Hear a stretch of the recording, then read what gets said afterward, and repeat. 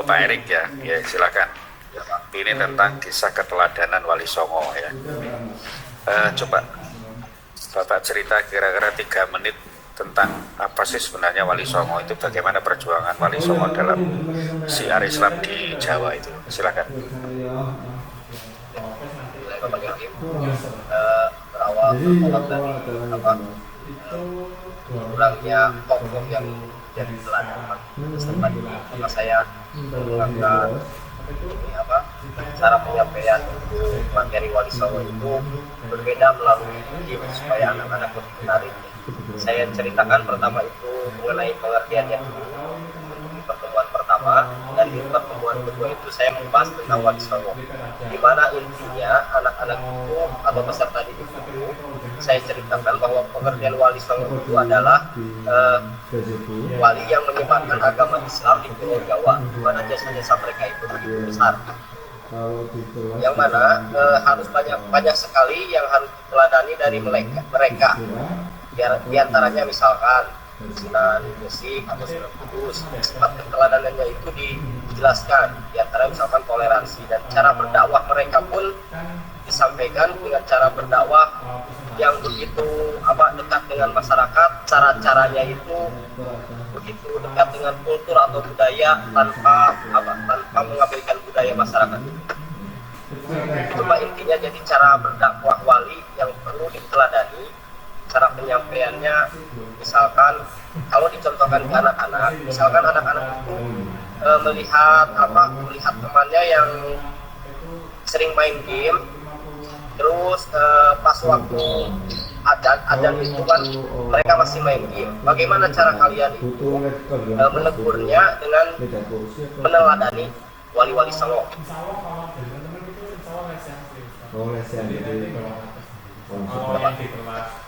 Ya, sudah. Gini, kan sekarang ini ada satu kelompok yang memberikan kritik terhadap Wali Songo ya. Dianggap bahwa Wali Songo itu adalah fiktif. Saya kira Anda bisa lihat di YouTube bahwa Wali Songo itu tidak ada, katanya itu Wali Songo itu fiktif.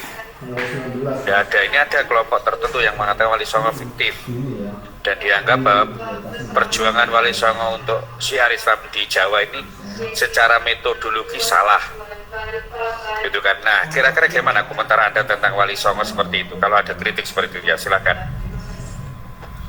Saya sendiri, saya secara pribadi akan menentang, karena dibuktikan dengan banyaknya peninggalan sejarah. Contohnya misalkan ada Masjid Menara Kudus, itu kan peninggalan Sunan Kudus, dan cara berdakwahnya telah banyak dipelajari, dan Allah Subhanahu wa Ta'ala pun telah menyampaikan bahwa wali Allah itu ada. Memang wali Allah itu banyak, kita yang pelajari cuma 9 wali, yaitu Wali Songo yang ada di Pulau Jawa. Kira-kira apa upaya Anda untuk meyakinkan kepada siswa bahwa memang Wali Songo itu ada? Diceritakan yang intinya itu adalah kisah keteladanan dari mereka. Sejarahnya itu dibawa ke alam masa kini gitu Pak. Jadi cara penyampaiannya itu ke anak-anak seolah-olah itu bukan terjadi di masa lampau, tapi dekat terhadap kita. Karena kejadian-kejadian saat ini pun telah terjadi di masa-masa lampau. Nah, sekarang saya kira kan gitu. Salah satu metode dalam menyampaikan kisah keteladanan Wali Songo itu kan dengan cerita kan, ya. Metode pembelajarannya kan metode cerita ya. Oke. Kira-kira bagaimana metode cerita yang baik itu berdasarkan teori? Kira-kira seperti apa langkah-langkah yang tepat dalam melaksanakan metode cerita ketika dalam proses pembelajaran? Ya, coba. Pertama kita mengemas dulu dan menyajikan dulu masalahnya, menjadikan masalah yang konteks yang dekat dengan anak, kemudian kita kaitkan dengan cerita yang terjadi atau yang dialami pada masa Wali Songo. Urutan ceritanya yaitu lapalannya itu harus jelas, di mana saya melafalkan ke anak-anak itu baik ditampilkan dalam bentuk tayangan slide atau PowerPoint ya, tulisannya jelas terbaca, yang saya ucapkan juga harus jelas-jelas terbaca ya. Intonasinya juga harus tepat, dimana bermain dengan gestur, saya juga harus bermain dengan gestur, seolah-olah saya memerankan kondisi yang ada dalam cerita yang saya ceritakan. Jadi ada variasi mimik wajahnya itu supaya anak-anak lebih tertarik, Pak. Oke, ya. Oke, sekarang kaitannya pendidikan ya. Pendidikan itu kan usaha sadar gitu ya, untuk mendewasakan peserta didik ya. Usaha sadar untuk mendewasakan peserta didik itu salah satu definisi dari pendidikan.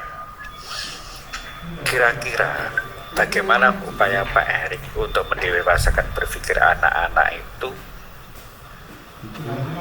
dalam memahami kisah Wali Songo yang selama ini banyak kritik terhadap Wali Songo? Usaha sadar atau usaha yang disampaikan ke anak, maksudnya itu Pak, usaha supaya anak-anak atau bisa mengaplikasikannya dalam kehidupan. Enggak jelas Pak, diulangi Pak. Mungkin saya mendekat ya Pak ke laptop ini. Ya. Laptopnya agak kurang ini. Ya. Maksudnya apakah usaha untuk anak memahami atau anak-anak mengamalkan apa yang saya ajarkan tentang kisah keteladanan Wali Songo? Ya. Saya selalu membawa anak-anak itu ke konteks yang lebih dekat terhadap mereka ya Pak. Kejadian-kejadian di sekolah lalu kaitkan. Misalkan kejadian anak itu ada yang tidak menghargai ketika anak-anak itu sedang berdiskusi atau tidak adanya sikap toleransi. Maka saya akan ceritakan langsung ke misalnya Sunan Kudus, di mana kisah keteladannya itu dia itu sangat menghargai terhadap toleransi. Seperti itu Pak. Ya, kan memang gini, Wali Songo itu kan salah satu misinya adalah dakwah Islamiyah. Ya, dakwah pada masyarakat, tapi ada juga di antara Wali Songo itu yang punya semangat untuk mengembangkan pendidikan secara formal. Yang pertama dengan mendirikan pondok pesantren. Siapa Pak kira-kira di antara Wali Songo yang pertama untuk mendirikan pondok pesantren itu?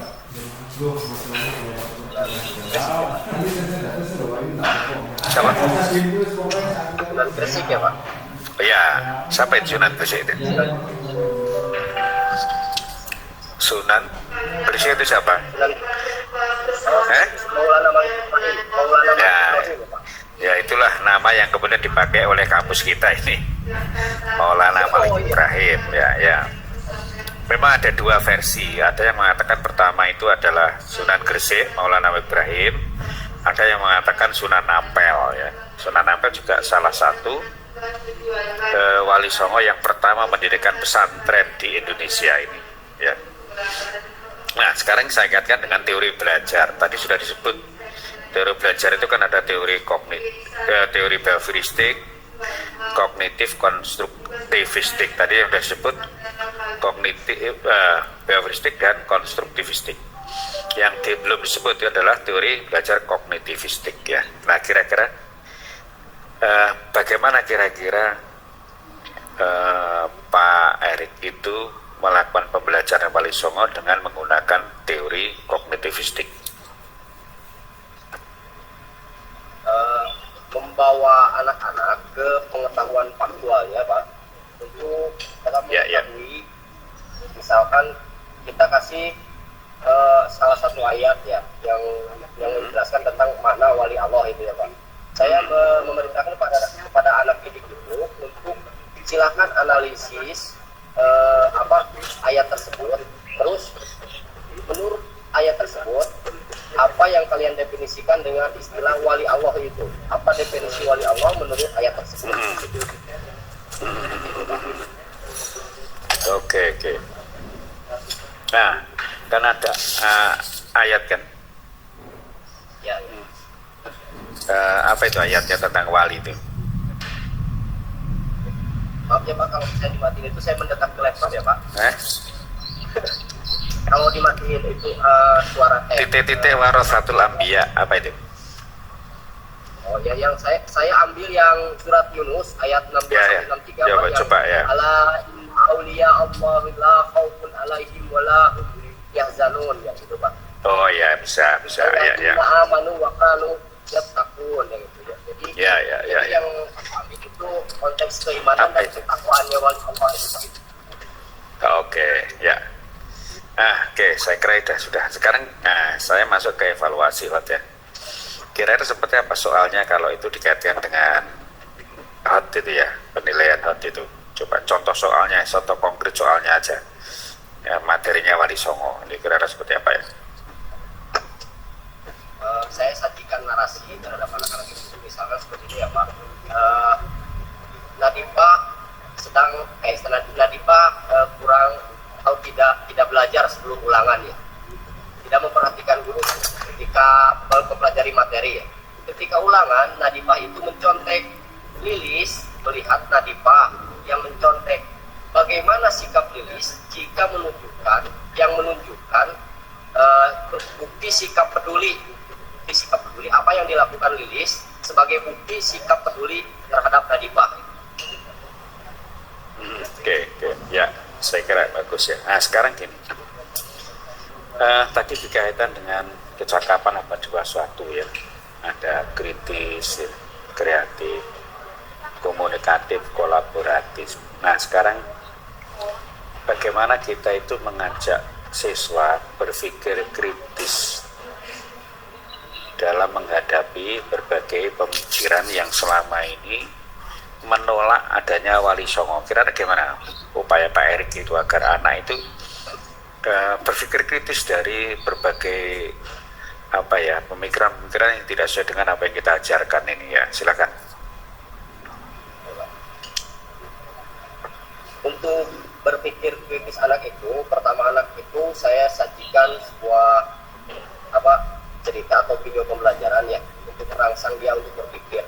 Kemudian mendorong anak untuk menjelaskan sesuatu atau menanyakan sesuatu dari apa yang mereka lihat yang saya tampilkan. Misalkan saya tampilkan ada film animasi yang Syekh Abdul Qadir Jailani misalnya, itu yang baik terhadap penjahatnya gitu ya Pak.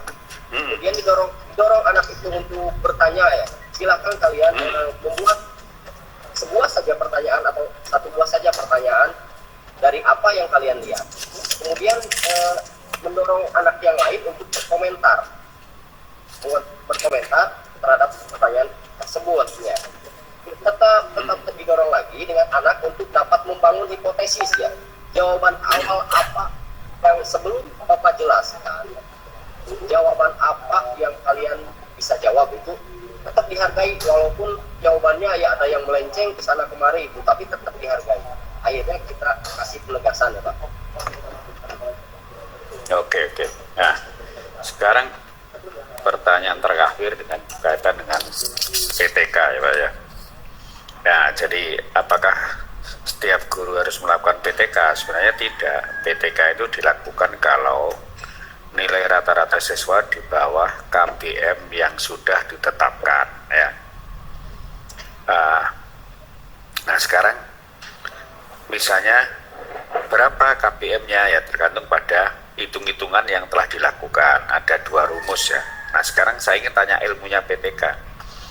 Sekarang gini, mengapa sih kok guru itu harus melakukan PTK ketika menghadapi hasil rata-rata siswa itu di bawah KPM?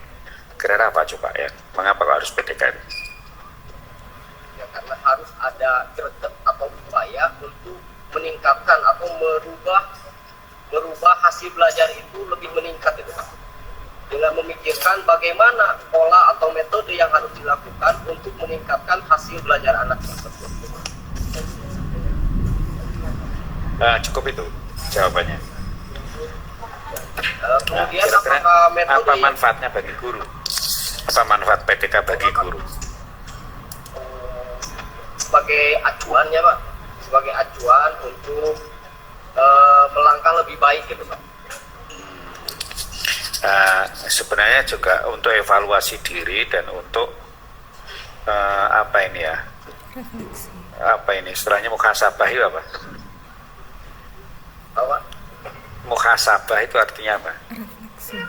Introspeksi diri ya. Jadi sebenarnya PTK itu untuk evaluasi diri dan introspeksi diri, apakah pembelajaran dilakukan itu sudah benar apa belum, itu loh maunya ya. Oke, saya kira gitu. Saya sudah bahkan lebih dari sudah 16 menit ya. Silakan Bu Lili, monggo Bu. Oke, Pak Agus sudah sangat lengkap sekali. Terus RPP-nya Pak Erik juga sudah bagus dilengkapi dengan kisi-kisi. Namun kebanyakan teman-teman itu kisi-kisi soalnya masih banyak yang belum mengaitkan dengan permasalahan faktual kehidupan sehari-hari. Nah, lebih ditingkatkan lagi di pembuatan soal faktual agar tercapai tujuan pembelajaran abad 21. Yang tadi Pak Erik contohkan itu sudah bagus, misalnya membuat contoh Bu Nadifa dan Bu Lilis kayak gitu itu sudah bagus. Nah, karena ini berhubungan dengan Wali Songo, sebenarnya ada sebuah media yang bagus Pak. Jadi saya pingin Pak Erik bercerita 5 menit aja, coba contoh kalau bercerita ke siswa. boleh memilih satu tokoh Wali Songo, boleh Sunan siapa aja, anggap aja kita ini siswa gitu. Pak Erik bercerita tentang Wali Songo, monggo Pak. ya baiklah anak-anakku, pada kali ini kita akan bercerita tentang Wali Songo, itu diantaranya itu Sunan Ampel atau Raden Rahmat. Tahu nggak Raden Rahmat anak-anak? Enggak. Raden Rahmat itu dianggap sebagai sesepuh oleh para wali. Sesepuh itu kan orang tua gitu. Orang tua. Tahu kan kita harus apa terhadap orang tua anak-anak? Berbakti, sopan. Ya, bagus. Kita itu harus menghargai orang tua. Bagaimana sikapnya itu dianggap sebagai sesepuh oleh para wali lainnya. Makam Sunan Ampel itu terdapat di dekat Masjid Ampel. Ampel itu bukan nama bambu ya. Kalau di sini kan ada bambu ampel ya Bu ya. Itu bukan nama bambu ya anak-anak. Itu adalah nama tempat. Tempatnya itu di Surabaya. Mau jalan-jalan ke Surabaya. Itu drop ibu kalau di depan. Banget. Beda sama di depan anak-anak. Gitu ya, GG sudah.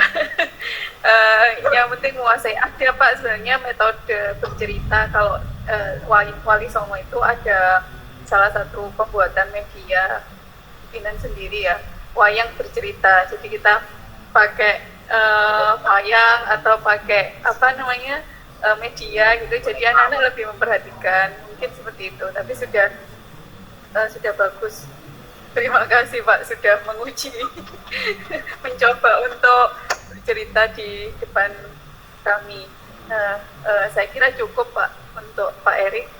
RPP-nya semoga dipakai ya, diaplikasikan di sekolah seperti itu. Monggo Pak Agus dilanjutkan. Terima kasih Bu Lili. Pak Erik tadi ngajarnya di mana? Di Tasikmalaya Pak, di SD. Sekolah dasar SDN apa SD swasta? SDN Pak, SD negeri Pak. Oh, Tasikmalaya. SD negeri. Oh, Ya, Pak. SDN Tasikmalaya, jauh sekali ya. Cipaku ya. Jauh. Wah, luar biasa ini, Cipasung. jauh ya. Oke, oh Cipasung. Oke, ya. Saya kira udah banyak tadi cerita dari Bu Fadilah. Oke, saya kira udah cukup. Terima kasih. Lanjut, siapa ini? Saya, Pak.